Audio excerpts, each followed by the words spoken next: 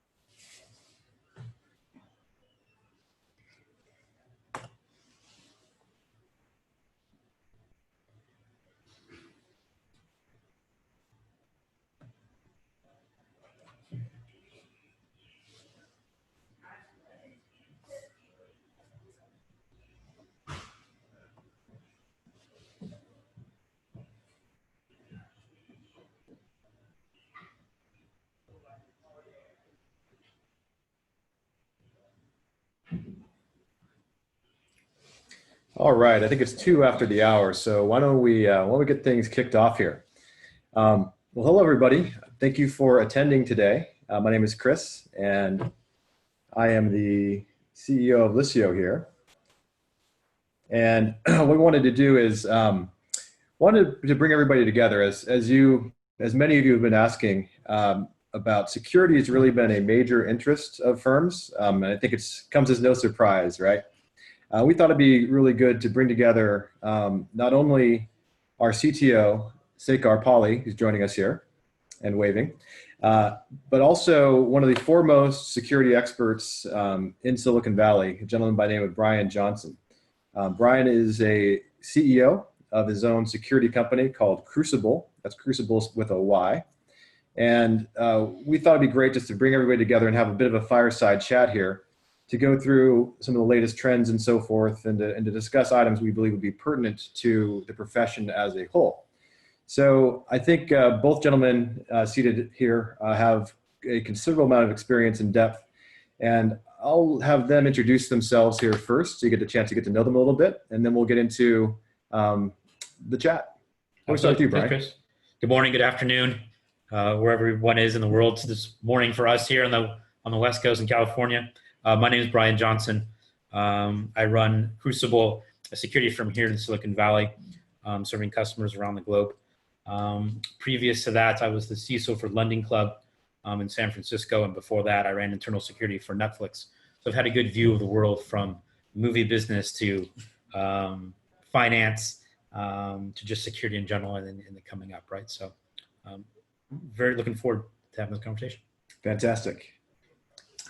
I'm Sekar Pali. I'm the CTO of Liscio, and I've been doing the tech for 25 plus years, building systems, breaking them, building them, all kinds of stuff. And we started looking, like as Chris said, security is one of our main pillars when we started this journey. And we always wanted to work with the industry leaders on that particular topic. And Brian has been very gracious and helpful from the beginning, looking at our security posture. And this will be a good chat with our audience. Fantastic. Well, I think, both of you having been in the space for so long, I think security is obviously, if nothing else, a fast moving target, right? So how about we start by kind of going through the state of affairs for, in this case, our audience, which are principally comprised of professional service providers, right? What's your experience? What do you think the condition is out there in the market? I think if we keep looking at the space, we keep seeing more and more issues day by day coming up. I think if we look at the latest Verizon report that came in a couple of weeks ago, we're seeing configuration management, we're seeing phishing, and that kind of space still growing. So it's a good view that we're attacking the right problems, but those problems are still growing. I think the hardest part really in our space is just the complexity. The number of things that are growing. We've been promised over the last 20 years that things will get easier, that anybody who was configuring a system would be out of a job. I think we've seen just the opposite. Now we're in multi-clouds, we're in hybrid, we're in servers, we're in serverless, we're in, the space grows, technologists keep finding new and interesting ways to help us in our everyday lives. But with that comes the issue of security. How do we secure all this data we're putting in these separate spaces in different clouds? So I think we continue to see that space grow. Now, it's not all fear, uncertainty, and doubt. and we can take steps to mitigate some of this risk, to do the right things. But it has to be a view to which we take in the beginning, not an afterthought. And I think you see that more with, as companies start up, as we're seeing these great companies grow, security is a main, pillar of their architecture, of their thought process. You're seeing more and more security professionals, whether that's chief security officers, chief risk officers, reporting security to the boards of public companies. Boards are asking these questions. Even for companies that are going public, that we've seen in the last year, we've seen some big companies go public. There's been lots of questions about the security and how that's affecting business and the business overall impact. So I think if we see anything in the last year or 18 months that's changing, it's really the understanding of how security enables business, right? Not so much even just on the tech aspect. It's interesting. We talked a lot about CISOs. I mean, when I was back in industry 10 years ago, I don't think that job title existed. No, I mean, I think in the early days, I think if we go to prehistoric times in the 90s, I think we see some people with security titles, but it was one or two, and more in the finance space or in academia. And now we've come full circle, and we see almost every company has a head of security, right? And if you don't have a head of security, our CTOs get to be the head of security because they're responsible for technical risk, and a lot of this risk is seen as technical debt or technical risk that CTOs now these days are expected to handle. I think it's a luxury that most professional service providers out there doing great work simply can't afford, right, at this juncture. I think it's both. I think they can't afford just because the industry is so strapped for talent. But just, and the access to those people, right? Even if you could afford it, can you find them? Even the large companies here in Silicon Valley, that right, large salaries are having difficulties finding and recruiting and keeping those people on staff. So that issue continues to grow. And I think that's why you've seen people like myself who have come out of the security industry have been a CISO at a publicly traded company, kind of going in to help other people.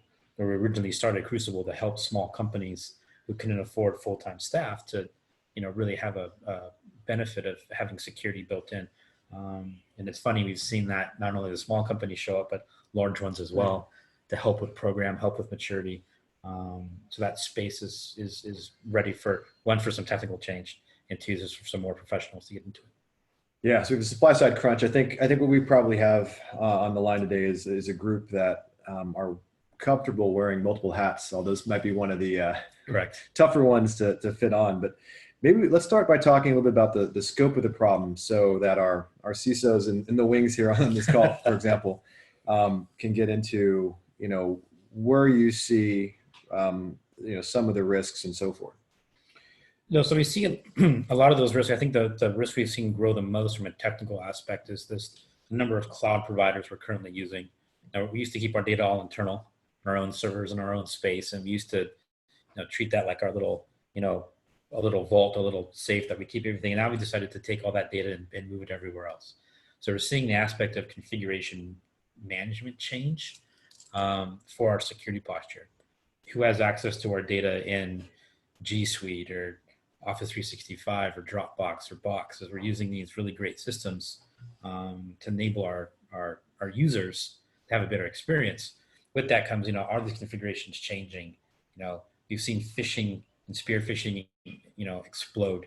Bad guys sending, emails to our CEOs and CFOs trying to get money transferred or decisions made. So the security of our Microsoft 365 instances or G Suite has become a big issue for us to take a look at. And just from a generality, security programs, right? You have to look at a program holistically. What are we doing for all subjects, in all domains of security? And there's many things we can follow to do that, whether it's NIST or ISO or, something like that, to kind of follow as a guideline for us to go down, just for things to think about. I think especially in the professional services business, as you're going out and talking to your customers or starting that process out, taking that as just the kind of the checklist, the hit list, right? Of, things just to think about when you're going in to discuss with them. Have they thought about this? Have they thought about passwords? Have they thought about, where are you sending things? I think if you have a conversation like that, much like you do about anything else, what products are we putting in our product, or what features, what things are we doing externally, how are we marketing, what data are we putting out, who are our partners are we working with?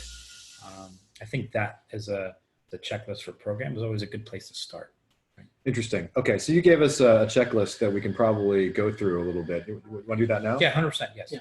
Okay, let me go ahead and bring that up here. Ignore the title on that.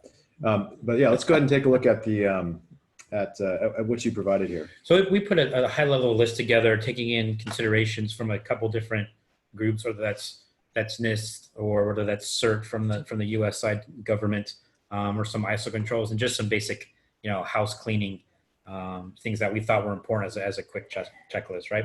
So improved password security. Unfortunately, in today's world, passwords are still needed. We're trying diligently to get rid of them. There's some great companies coming up with some ideas, but in this day and age, we still need them, right? So I think we go with the basic good hygiene, create strong passwords. Consider using a password manager.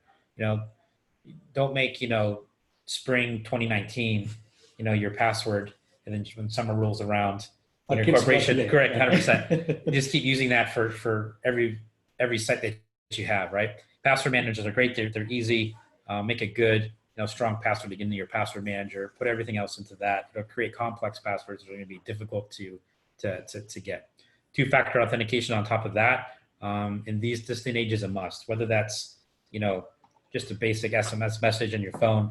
Yes, there are some security issues with that, but still way better than having a password lost. There's the Duos and the Google Authenticates of the world are easy, most of the time free to use, especially for external use before you start using for the enterprise. Super great, super easy thing to do.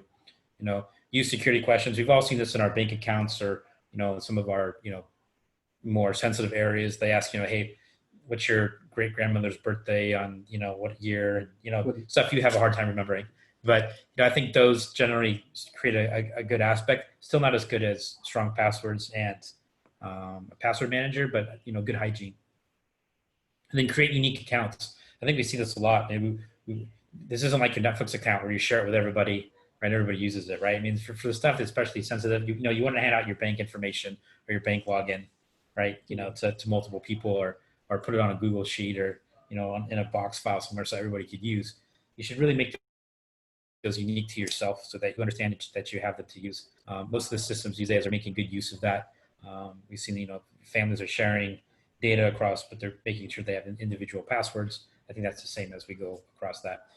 Wi-Fi aware. We take for granted our connectivity these days, right? Let's make sure that Wi-Fi that we're joining, things we're communicating across are in our best interest to be on, right? Yeah. So not all Wi-Fi is created equal. So let's make sure we're on a system that we're on. Most things in the web these days are TLS or they're encrypted. That makes it a little bit easier. But it's just another step for the bad guys to listen in or do something nefarious. That's not the best thing.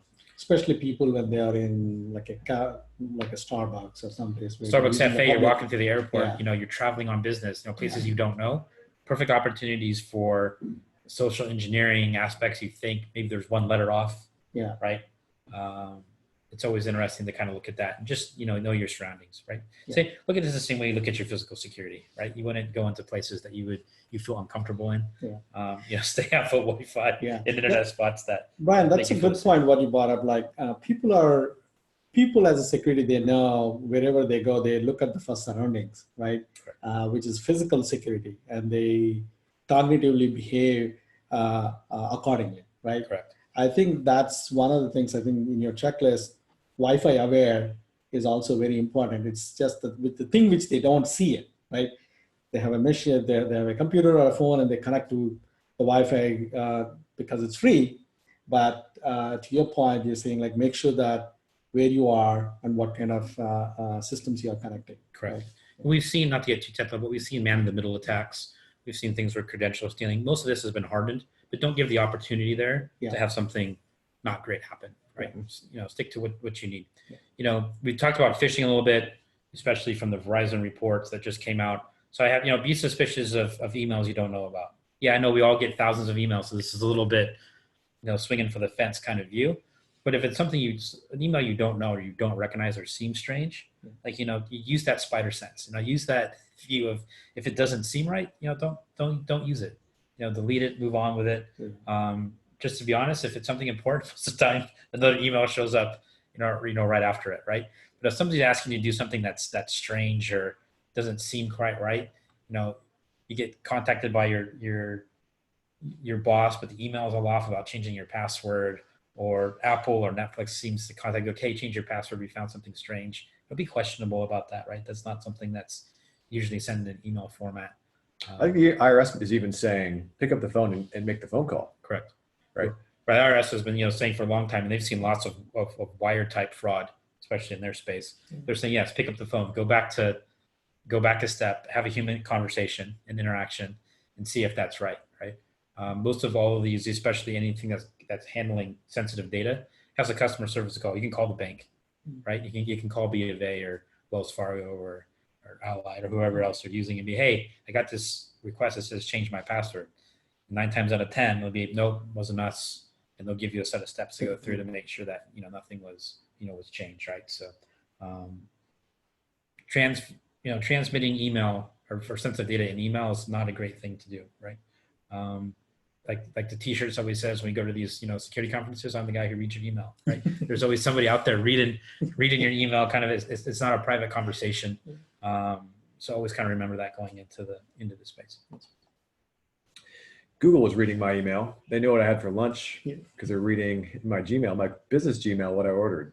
I think that was fairly. I saw that last weekend. Yeah, that gets us into the larger privacy questions.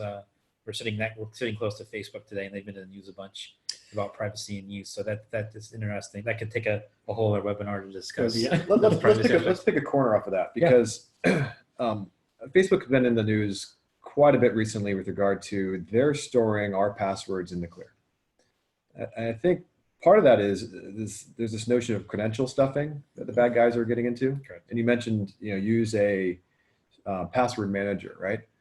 We encrypt all of our passwords, obviously, but I think when we think about this and we think about human behavior and password reuse, I read a stat from FIDO that said that more than 90% of Americans have 5 or fewer passwords that they're sharing across 90 plus websites. Right. Tell us about how the password managers and what the best practices around that might so be. I think we really find, password managers are always good for long, complex passwords, but if they're dumped on the internet somewhere like you've seen multiple times, the bad guys grab those passwords and then try them on every site possible to try to see where you've reused that password so they can get in and do something what they consider fun. We consider it illegal. I think the real use of multi-factor is your safeguard against that.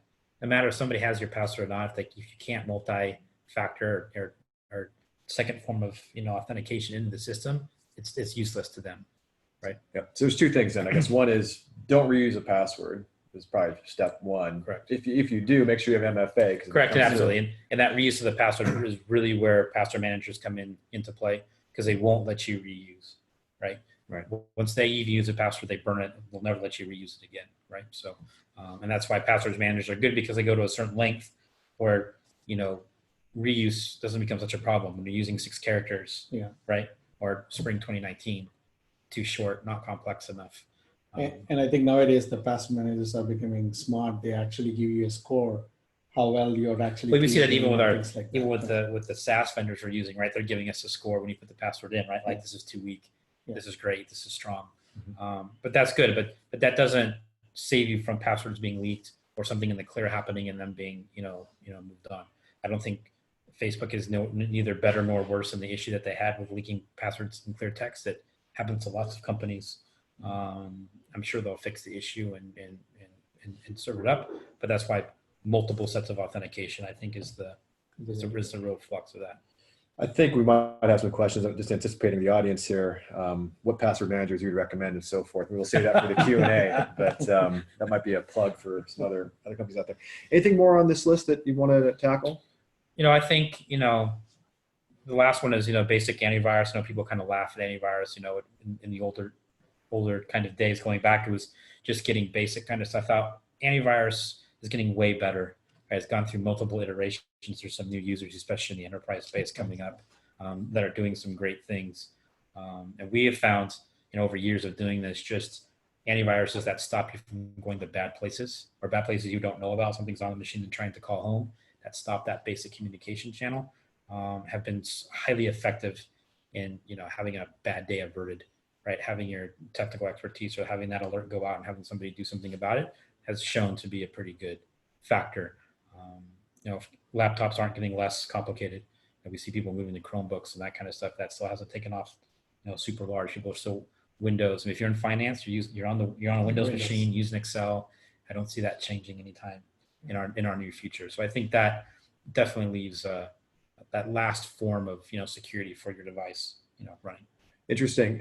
You mentioned Windows obviously as a primary. What about those in the audience who are using Macs? How do you view the relative risk? There's been a definite uptick in Mac overall attacks going on, especially anybody we've seen Adobe for years being attacked. So anybody using Adobe on I mean Adobe is anything in Flash and that kind of stuff that you're using has been full of holes for years, and that's why you've seen Chrome as a browser, that kind of stuff doesn't even let you use Flash anymore unless you click the 3 safeties off of it to be like, yes, I want to use it, yes, I want to use it, yes, I want to use it. So I think that still Macs still have there's still the aspect that they can still be an attack. Yes, they've shown to be more secure than Windows over time, but that's changing, and we've seen direct attacks at Mac, especially the software that's on a Mac laptop, be used in nefarious ways. Interesting. Anything more on this list before? No, I think that covers the basic list of that. If you start with those, you'll be asking yourselves the right questions and taking some basic steps for some good security hygiene, and really making it harder for the bad guys to impact the business. That's great. So let me I'll put the focus on us here more so here. What about, can you tell us a little bit about the important trends we need to be looking for, particularly with regard, I think you mentioned the Verizon's new report. So the Verizon Zoo Report that comes out every year, it's kind of like all of us in the security industry's yearly view of kind of what's going on in technical controls in our space. What Verizon has so much data they see. They run their own corporate SOC. They run their own SOC for their customers. SOC being security operations center. They're kind of helping those customers, see what's going on, seeing bad guys before something goes wrong. They see so much data. They're able to look at trends. Once a year, they publish those trends out to what they're seeing, just for kind of an industry heads up to help all of us, make this space better. We've really seen, like I said, kind of shortly before, the configuration management has risen on the list, probably higher than pretty much anything else. And configuration being there's so many configurations now that we have for all of our SaaS vendors. How do we keep those in check? How do you make sure they're right? There's new features coming out all the time. And then if you're small, even if you're a large business, it's hard to keep track of all these changes going on, right? Tech is changing so fast. We're optimizing so quickly. There's new tech coming out. How we're battling this. There's these new features coming out, right? We've heard all this AI and machine learning talk. How's that helping or hurting? Yeah. How's that enabled in my system? How am I doing things with that? What are basic concepts for security that I should be using? What are secure communication protocols to ensure they're being used? Yeah. We've been talking about email a lot. How am I using DKIM? How am I keeping my security of my email safe so that people know that only I can send email from my domain and I'm only receiving email from people that I trust. So I think we've seen a lot of that in the Verizon aspect coming up. The other thing we've also seen trends in the industry, we saw with Experian, I think it was last week or the week before, was actually downgraded. The stock price was actually downgraded because of the breach they had. First one we've really seen noted on Wall Street as cybersecurity causing a downgrade. So I think we see people looking at this more about how it affects business, right? From a stock price, from a profitability aspect. So I think you're going to see a larger intake, a larger spend. Not that security has been going down in spend, but I think this will enable that even more, because I think CEOs across the board, especially for large enterprise, are going to see like, wow, I'm bonused, I'm functioned on how well the stock price is doing, and now security has a direct impact to affecting stock price. That's really changed the aspect. Years ago, we saw the Target breach, and a lot of the argument was that 18 months later after the Target breach, the stock price was at the same value as it was, if not higher before. So yes, while I have an 18-month window while I'm being impacted, what's the real cost? Yeah, there's some cleanup and there's some brand reputation, but 18 months later, it looked like the economy and Wall Street in general had forgot about it and moved on to the next 18 months, and things were back to normal. This is a change with Experian, right? So it's going to be interesting to watch over the next 18 months of this. They've been downgraded now. How does that continue? How do they respond to the security, and how does that impact the rest of of financial business, because to be honest, financial security kind of trends down. Things that are started in finance tend to track down to the rest of the economy and to the rest of the business, small and large, right? We can take, for example, third-party trust. Third-party trust is the enablement of knowing who you're doing business with and to ensure you're asking them questions, that they're handling your private data or your data and access in a responsible way. That used to never happen on the business aspect. That really started in finance and was pushed down. I mean, now you see most companies, finance, high tech, manufacturing, having robust third-party platforms and programs to ensure that the technical vendors are doing work with are of a caliber to protect their data in line with their business, right? So definitely interested to see the Experian thing. Nobody was really expecting that, to be honest. At least I was not. So when I saw the headline of it in the Wall Street Journal, I was like, wow, and that's not the kind of headline you want as a business to be downgraded because of your cybersecurity. As a consumer, I feel good about that. I mean, I think there should be economic 100%. consequence for this stuff. I think it's costing us. We're paying for it ultimately as consumers of all these services, I imagine.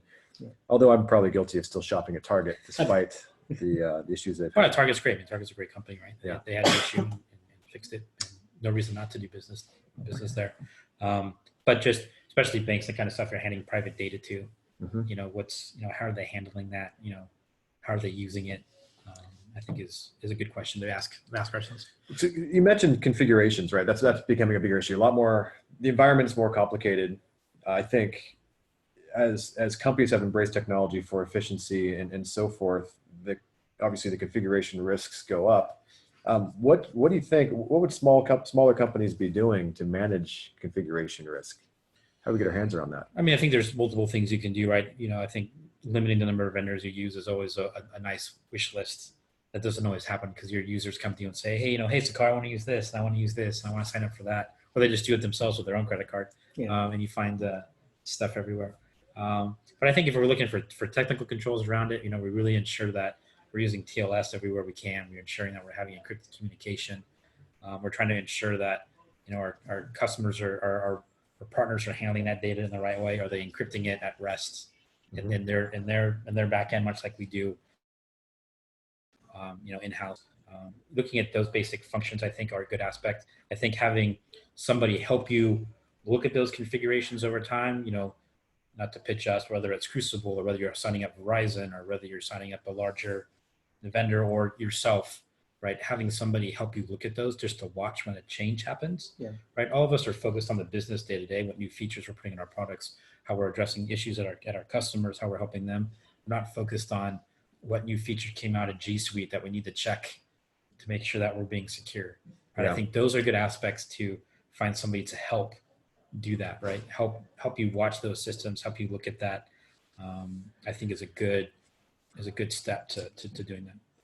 Two quick follow-on questions. I think you mentioned TLS twice now. Yeah. I think probably a lot of the audience might not know what TLS is. So that's question one. Question two is, in terms of scoping the size of an engagement to have somebody review, can we give us a sense for sizing as well? Sure, 100%. So TLS is an encrypted communication we see used in the web, right? We see it as SSL based. You'll see it as, if you're in a Chrome browser, that you'll see this little lock on the tab. It's really the, paired key sharing to ensure that communication is going over the internet or encrypted in the way so nobody in the middle can see that transaction, right? Nobody can see your password in the clear. Nobody can see your, who you're sending money to in the clear. Nobody can see your chat messages to your wife or your husband or your partner in the clear. I think that's really what we've seen used and is now pretty much official everywhere to use as the communication standard. We're also seeing that used internally as more and more of us use Amazon and G Suite and Google Compute more and more. We're seeing that communication even internally to those systems because it is a third-party system being transacted through TLS, which is the encrypted mechanism. Great. And so now you see the lock on your browser. You're feeling good about that. So that's feeling pretty good. But yeah, the rest of the environment here. Let's talk about the scope. Scoping to do that really depends on a couple of things. How many vendors you're using. Really start with where your business lives and breathes at. Look at that infrastructure you're using. Look at where you're assigning users on, whether you're using 365 or Google or whomever that you're using. That's a great place to start with those kind of two boundaries and start looking at those because those are where you're going to have the largest impact. So I'd say start with the largest impact and then work out.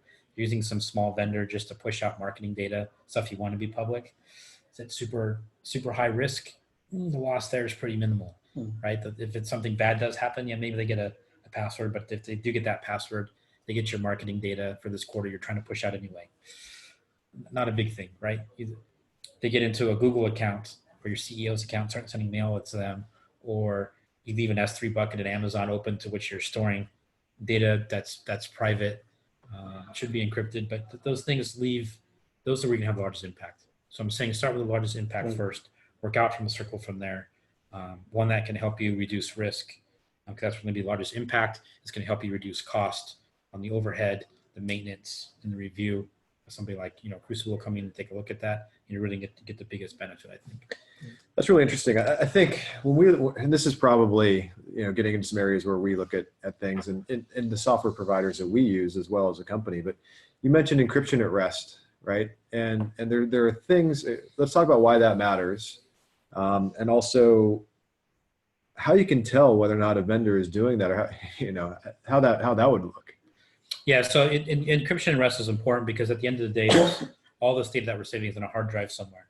Whether it's a hard drive in our data center or a hard drive in Amazon or Google Compute or Azure, right? It's out there somewhere. You want to make sure that when it's on that disk, it's held in an encrypted format. Disks go bad, disks get thrown away. Yes, most of these vendors that we're using, destroy those hard drives in a meaningful way and are attest to that and are certified at doing that. But hey, one never knows, right? So always good.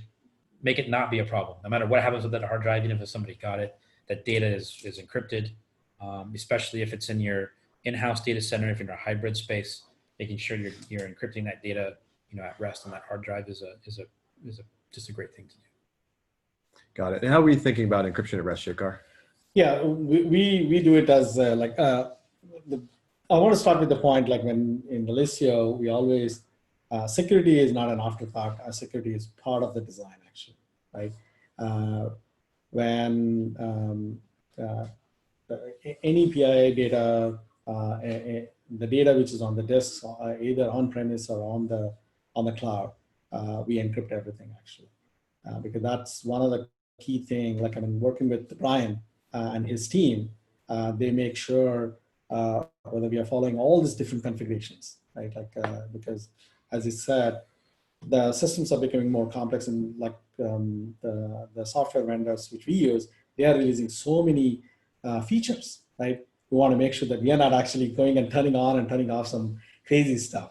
And one of the key things I liked about the Brian when I was working with him is like on our security posture is they not only did an assessment and looking at our security posture, but they do the continuous monitoring, right? Like the moment we create even a single user, right, a remote user, like next minute I get another, hey, did you do this MFA? Did you do this? Did you do this? Right? So it's not like an afterthought. Like Brian said, like it is the part of the design, right? Every time we're trying to come up with a new feature. Let's say we wanted to have this. One of the things we're going to be releasing next week is for our users, they will get an alert if somebody logs on using their username password, right? Mm-hmm. Like as I said, always having the password with MFA is much more secure, but we want to up the game, right? Like with a lot of the vendors now, the Google, I don't know whether Facebook does it or not, but Google definitely started doing recently,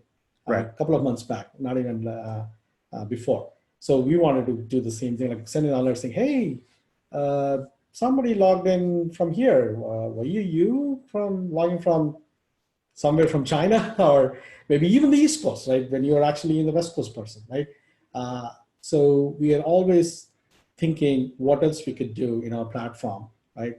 To secure our data and also keep our customers' data secure and make them aware of it, right? So it's like a partnership. You mentioned this part of the design, right? So if we think about Experian, which I think impacted just about every American with any kind of credit, right? Was that breach, if they had been encrypting data at rest, would it have been a big issue? I think they had a couple issues there, right? I think that was more. I think the encryption at rest helped them internally from the systems that they're using to make sure they weren't going to lose something like that. They had an access problem who they were sharing data with. Right. So the data was encrypted. Data was encrypted, but the access, access controls was, authorized, but, nefariously so. And that's what caused them to leak that data at the end of the day. Partner vetting. Yes. I think that's why I think we're being pretty Well, we have careful. so many, all of us in the integrations. business these days, we rely on so many partners, right? Partners, we focus on what we do great in our business and what helps our customers. Yeah. We're using partners to do the stuff that we're not supposed to be great at. Yeah. Right. Payroll and that kind of stuff, we're using a partner. Yeah. Infrastructure, now we're using a partner. Yeah. Marketing, we're using a partner. Right. So that the world is really changing from that aspect. Yeah, Chris, just to emphasize on that, right? Like, I've been doing throughout my career SOX compliance and actually security audits also because of, if you guys remember about Enron, that's where I learned the whole security posture because I had to go through with you and me went through it in our past lives. So when you were a CFO and I was on the tech side, right? I knew those controls are so important, right? And I also knew enough, like, because the security threats of the marketplace is changing so rapid, right? You need to bring in a real partner who lives and breathes with it, right? And then that's one of the things we work with Brian company to make sure, okay, how we are doing on our software. I have a hard time. I mean, this is just as we are building out, let's say, administrative elements of our business. We have a brand wrapped around a can. The contents are, we don't know what the security contents are inside, right? So how would our clients be able to say, look, I'm thinking about these vendors. I have an understanding, relatively speaking, of how strong each of those vendors is with regard to the security aspects they provide. I have a hard time reading the label because I don't think there's much on the label. But I think as it stands right now, there is no ingredients in the label yet, right? Where the industry itself is working at that. But I think as a small company growing large, you start asking the basic questions, right? You can look at just these simple things we've gone over before. Do they require strong passwords? Do they enable MFA? Can I tie my systems in with them so my users only use one password management, one aspect, right? Are they, not to get too technical, but are they SAML compliant, right? Am I able to trade off connections and manage them from my own platform? I think those are some basic questions you can ask for any vendor that you're using. As you start getting larger into the medium enterprise business space, then you can really start asking these vendors for, SOC 2 certifications and that kind of stuff, where they've had a third party come in to attest that they're doing things in the right way, that it's a program that's being done. I don't expect small companies to be sitting there going through SOC 2 reports for all their vendors. You're not going to know what it means. That's the issue. So I think just asking some basic questions like, how am I accessing it? How are they storing my data? When we ask them that, are you encrypting at rest? Are you encrypting these things? Those are 10 basic questions you can ask any vendor, right? I think that will at least help you get a grasp of how they answer the question. If they've thought about it and been asked about it before, they'll be like, great, here's our white paper, our security vendor sheet that shows what we're doing. Super basic, here you go. If it's not, right, then you start getting strange answers back, like maybe someday, I don't know, what is that? The alarms start going off, right? Maybe I should look at a different vendor. Maybe I'm not, in the right spot. At risk of being an ingracious host, I would like to throw some homework at you. Sure, shoot. Start with me. Can we get a list that we can share with our audience here? Yeah, absolutely. This would be the vendor. These are the questions to ask your vendors. 100%. I think we can start with an easy 10. Yeah. Right. And what we'll do is this: we'll put something easy 10 together. Yeah. This is what the answer should be. Yeah. Because you may ask the question and not know what the answer is, right? So I can give you the questions, Okay, but you're answer, like, check. I know the answer to it was something. Yeah. It's great, right? Magic squirrel. I have no idea what that is. Maybe it's great. So I think It sounds magical. I think if we put a couple answers there, like, hey, this is what we think it should be. A, B, and C kind of posture. I think we can definitely put that. I don't know what the answer is. I think we have a sense that our audience has so many different solutions out there already in the mix, right? Oh, yeah. It's becoming pretty unwieldy, and I think I can see the questions already coming in. But how do we know if we're using a cloud-based password management solution that is actually up to snuff and isn't going to in fact compromise everything downstream, right? Correct. I think there's a lot of concern about this, and there should be for good reason, right? Those are that's a legit question, right? So. We're going to come back to that one in the Q&A. So, yeah. Okay, well that's really helpful.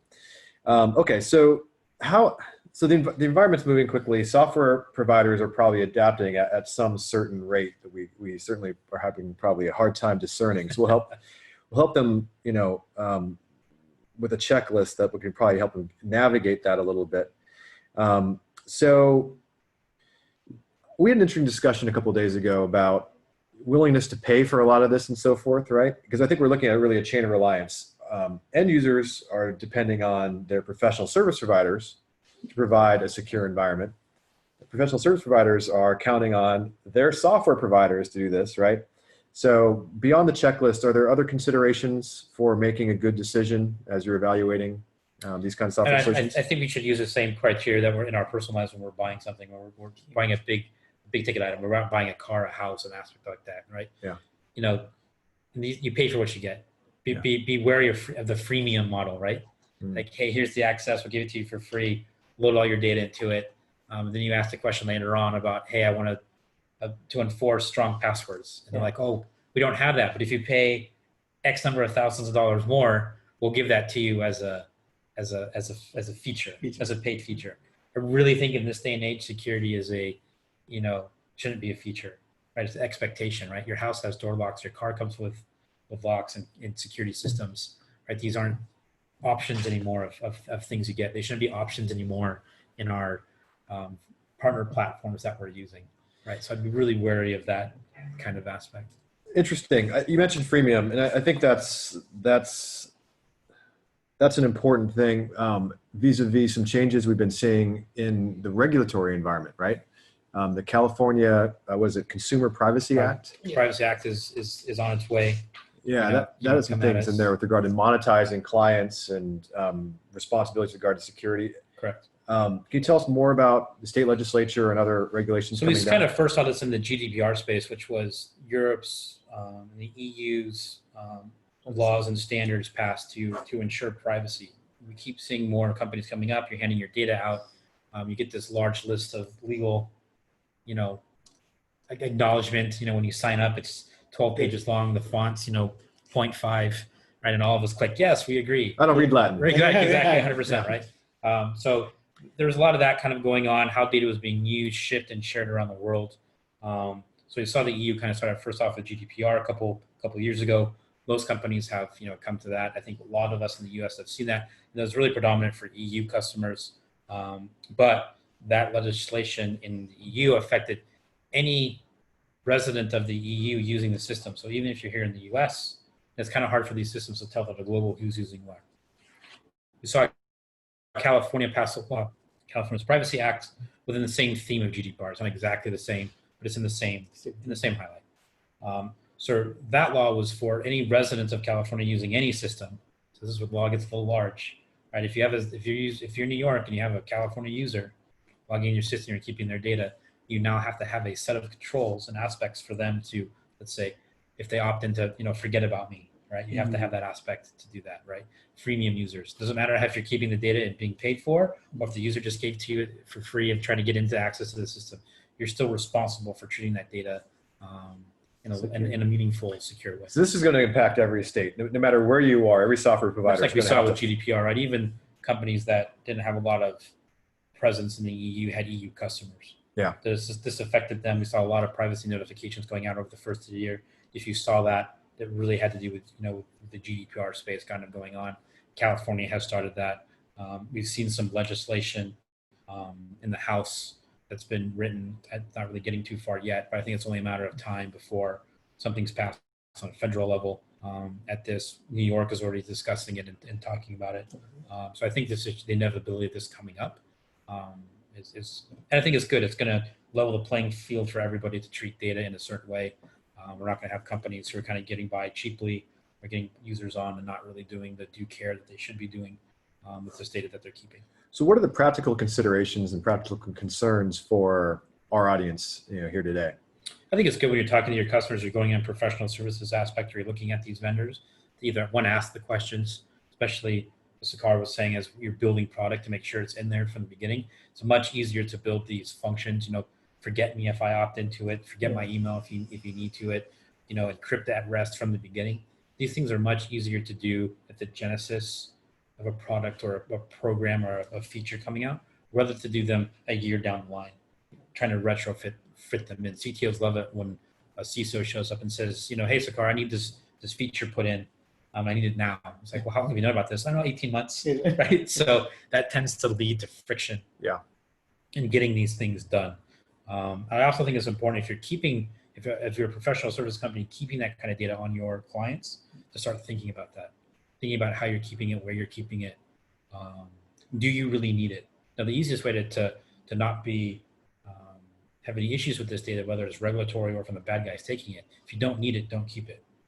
Yeah. Right? I think it's a good sense. Now, marketing guys love, no offense to our, Me? wonderful, You can't offend me. wonderful marketing staff here today. Yeah. Marketing teams love keeping data, right? I want to send emails out. I want to, send things out when we're doing events. I want to keep all this stuff. I want to do trend analysis off of it.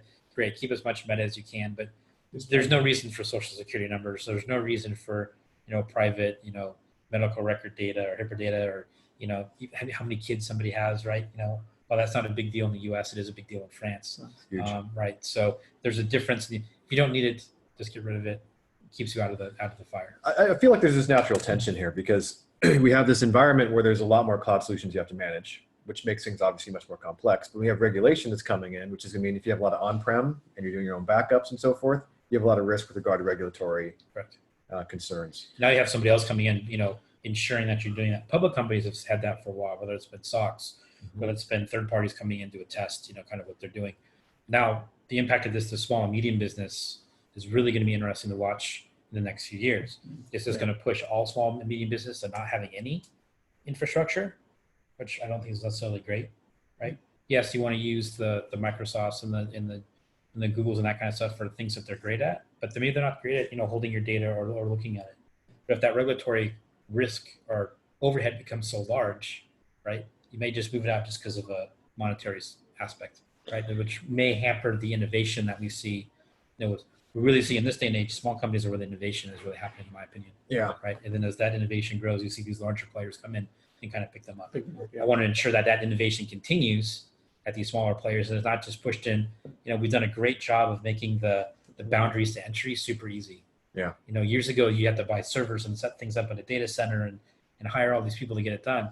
Now you give your credit card to Amazon in a half hour, load some code, you're a business. Yes, there's some negative impacts of that, just as we've been discussing. We want to make sure we proper care and feed that innovation, because that's what's got us where we are today. So it sounds like our audience needs to be, maybe one of the items you're going to have on our checklist is going to be this idea of understanding whether or not the software they're buying is going to be compliant with some of these new regulatory actions.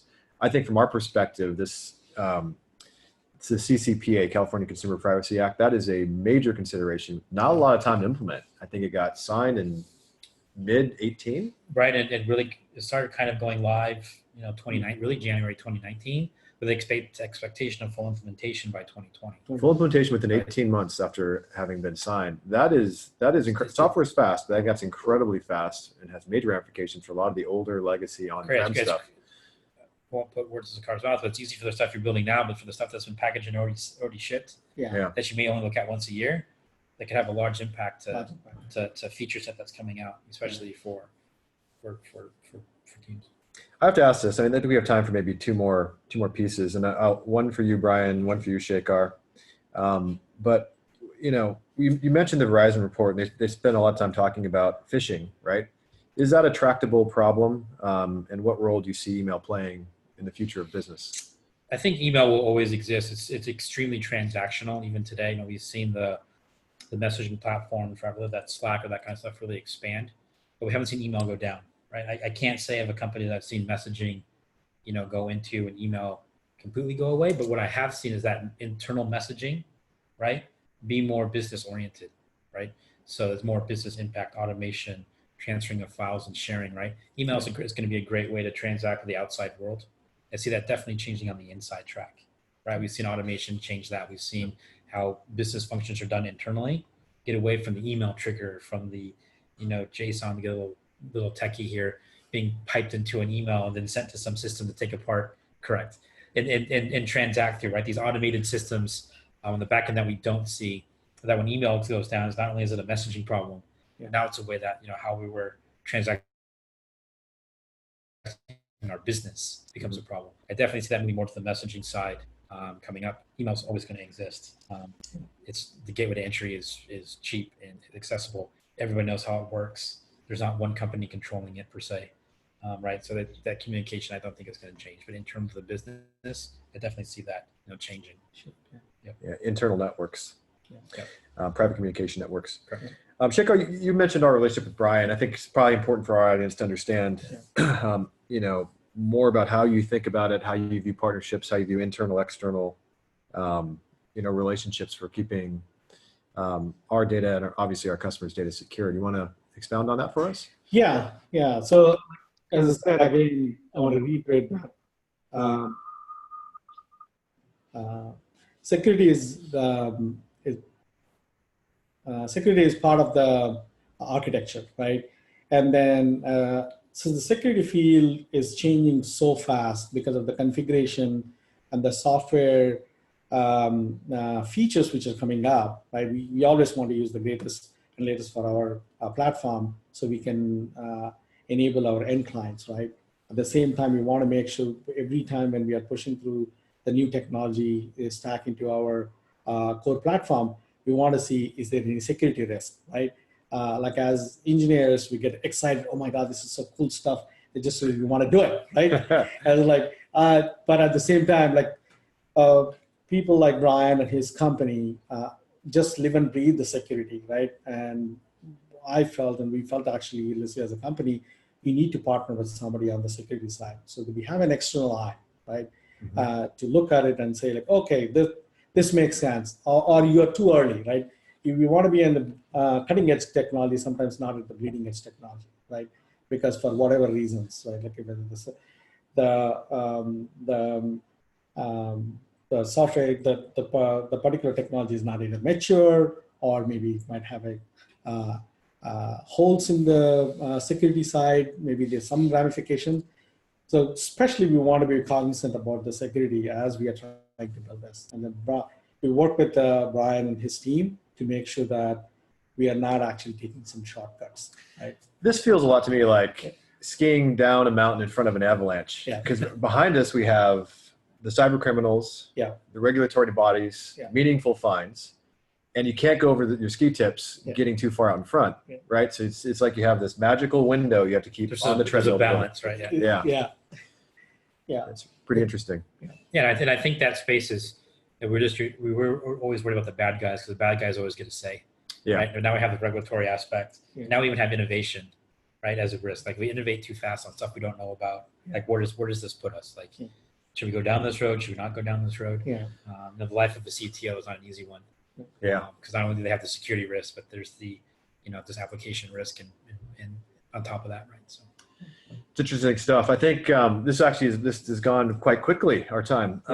We have some practical questions coming from the audience, and I would encourage all of you to chime in here. But I'd like to do a couple things. First of all, number one, I'm going to put my screen back up here. And feel free, everybody, to take down Brian's. He's been kind enough to put his information here in case you want to reach out to him at all. And let's kind of talk a little bit about certain of the questions we have in on the docket here. One is with regard to Mac and security. Do you have recommendations? Maybe we need to indemnify you and so forth, but you use a Mac. Are there things that you're using today that you think are profitable for our clients to consider, AV-wise, et cetera? So I think there's lots of tool use. I don't want to push too many of them. But the thing is that I like to use. We talked a lot about password managers. I use 1Password, right, for my password management. If you're doing multiple Macs, if you have lots of Macs in your environment, you're trying to run, and by lots I mean more than 5, right? So, and I think using something like Jamf, something that you can manage those endpoints the same much like you do in a Windows domain, I think is a good thing to do. I think ensuring that the laptop is encrypted is a great thing to do in case you lose it. We've all had a backpack stolen or left something somewhere. Somebody taking a laptop in a hotel room or something like that. Make sure it's easy to go in the file vault. Make sure the hard drive that's in the laptop's encrypted. That way, if it's taken, it's not a risk of getting into. Make sure you have passwords turned on for the users. When you get a Mac and just use it as a general user, you don't necessarily have to have a password to get into it. Make sure you're using a password. Make sure the screen's closing. I think there's some basic hygiene aspect to that can really help do that. There's a handful of different antivirus out there. I won't push one over the other. I don't think any one is greater than the other. They tend to go back and forth about who's the leader and who's not. So antivirus on a Mac, I think, is a perfectly good thing to do as well. I imagine there's a lot of people doing security review sites out there, and they're constantly probably updating. So are there any places you would think to direct people to? I don't think there's any one great site I can think of off the top of my head that's great for that. I think looking at following Brian Krebs. Krebs on security is a good one. He's always talking about kind of what's in the space, what the bad guys are attacking, and Brian does a really good job of writing it in a way that you don't have to be a security professional to understand it. Yeah. He writes it in a great kind of understandable way. Now you might get a little bit of fear, uncertainty, and doubt in reading him because he's talking about dark web and all these crazy things you read in spy novels. Yes, they exist. How much do they impact us? Questionable, but it gives you a good view of what that is. And there's usually some good articles and that kind of stuff coming. Podcasts have grown in that space. We're seeing lots of good security podcast events kind of coming up and being discussed about that.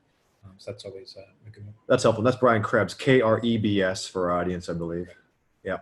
Okay. You mentioned, making sure hard drives are encrypted and so forth. Maybe we can put a blog out on that as well. But it sounds like you want to kind of if you have a smaller office, 5, 10, 15, 20 people that have a pizza lunch party or something, a security, a fiesta of sorts. 100%. Make sure you have your passwords, check everybody's settings, cross-check them, make sure MFA is turned on and so forth. Those all seem like these are good things to do. They'll give you a good 90% coverage of everything that's, let's put it like this, the easy stuff won't get in, right? You're gonna have to have something more targeted, something that's more aimed at you, something that's a little more zero-day new coming out in the environment that's a risk to get you not a basic password problem or, something that's gonna cause a bad day. Yep. Okay, good. We had this one come in earlier as well, and we kind of talked about it, but password management solutions, huge targets, right? Big bullseyes on them. How do you feel about that? I don't think there's been anything more tested probably in the last 5 years than password management systems, right? They've been openly put on internet to let them be attacked. Are there ways to get into them? Sure. If you have physical access to the laptop, even that's difficult because you still need the password. Could you load something on it to shim and look in there as we get kind of geeky a little bit, to do it? Look, there's no law created by a human that's never been unbroke by another human. So sure, there's a way in. The likelihood of that happening is super low. The more likelihood is that easy password that you're using is going to be leaked on a site somewhere and then reused against you, right? So sure, could it happen? It can. The likelihood is pretty low. The likelihood of a Facebook or somebody losing your spring 2019 password, way higher, way more impactful, right? I think using that security, using 1Password or the like to do that greatly reduces that risk. Relative risk. It's relative. Yeah. Could some bad guy, we've all seen the spy movies, could, come in and, get into your machine somehow and, do stuff, nefariously from a nation state or do that kind of aspect. Sure. Yeah. Tom Cruise could probably get access to how many of us are big targets of nation state, right? Yeah. If you're working, for our friends in the DOD or in the US or some large bank, they are. They are being actively attacked by nation states, but they have the teams and the ability to go do that. Our smaller companies, we have to watch out for things like ransomware and password stealing.